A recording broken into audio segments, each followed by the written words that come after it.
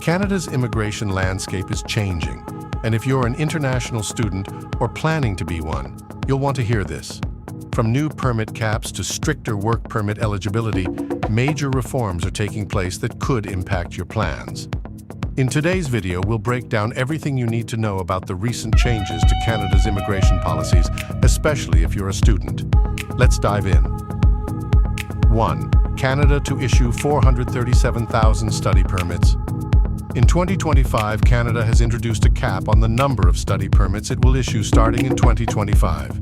The target has been reduced by 10%, down to 437,000 from the 2024 target of 485,000. This reduction aims to control the inflow of international students, with the IRCC focusing on a more sustainable approach to immigration.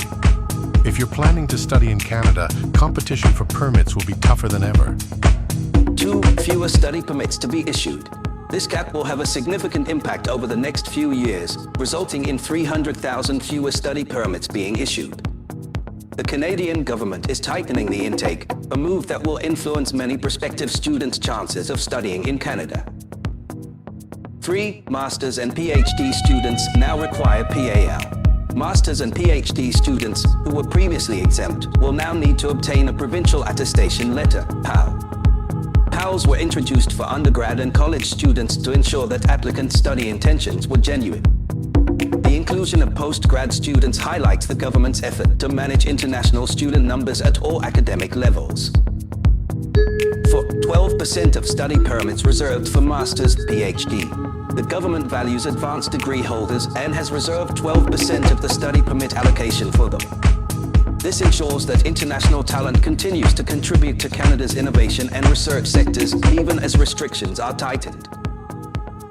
5. Stricter eligibility for PGWP. Canada is introducing new language requirements for PGWP eligibility. University graduates must meet a CLB score of 7, while college graduates need a CLB score of 5, effective November 1st.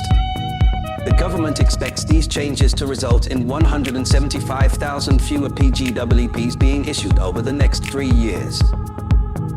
6. Spousal open work permits limited to masters.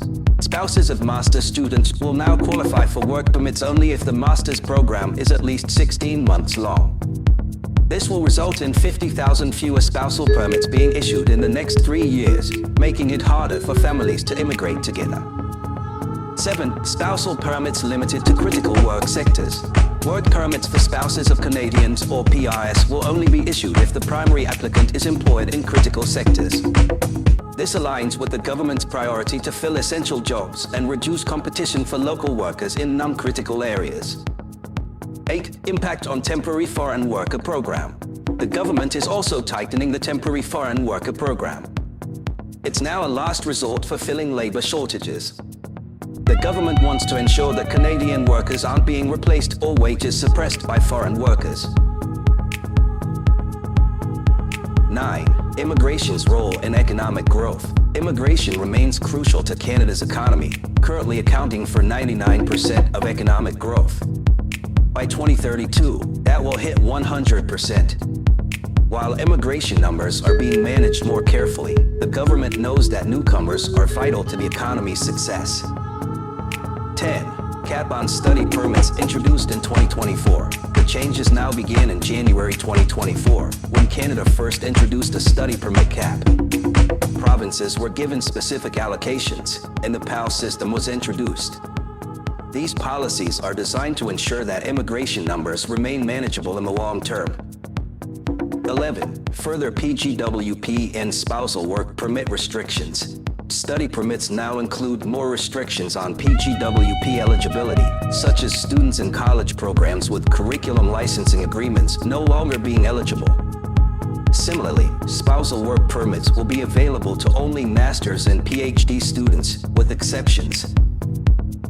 12. Temporary resident levels plan announced. In March, Minister Miller announced that the immigration levels plan for 2025 to 2027 will include temporary resident levels. The aim is to reduce the number of temporary residents on study or work permits in Canada. This is part of Canada's broader plan to manage temporary immigration more effectively. 13. Additional measures to reduce temporary residence. Canada is taking other steps, like ending the policy allowing visitors to apply for job-supported work permits from within Canada and pausing low-wage LMIAs in regions with higher unemployment. These measures are designed to limit temporary residence while protecting local jobs. 14. Potential PGWP changes. Canada is considering tying PGWP eligibility to programs that lead to in-demand sectors of the economy. This could mean that only students from certain fields will be able to get work permits. It aligns with Canada's goal of better matching immigration with economic needs. 15. Potential changes to permanent immigration. Minister Miller hinted that potential changes to permanent immigration levels are being discussed. He emphasized that these changes will be significant, not just cosmetic. More details will be revealed soon, as Canada continues to refine its immigration strategy. Conclusion: Canada's immigration landscape is shifting. While the country remains committed to welcoming newcomers, the process has become more challenging. Stay informed and prepare accordingly. Thanks for watching, and don't forget to subscribe for more updates on immigration and life in Canada.